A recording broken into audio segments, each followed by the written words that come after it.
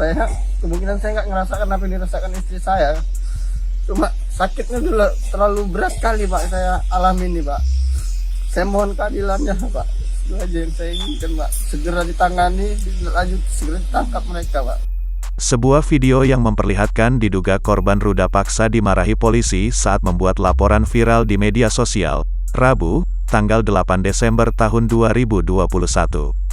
Diduga kejadian itu dialami ibu muda berinisial Zu, 19, di Desa Mahato, Kecamatan Tambusai Utara, Kabupaten Rokan Hulu, Rohul, Riau, yang mengaku diruda paksa oleh 4 pria teman dari suaminya. Dalam video berdurasi 2 menit 30 detik yang beredar di media sosial, tampak terlihat korban dimarahi oleh petugas kepolisian saat melapor ke Polsek Tambusai Utara.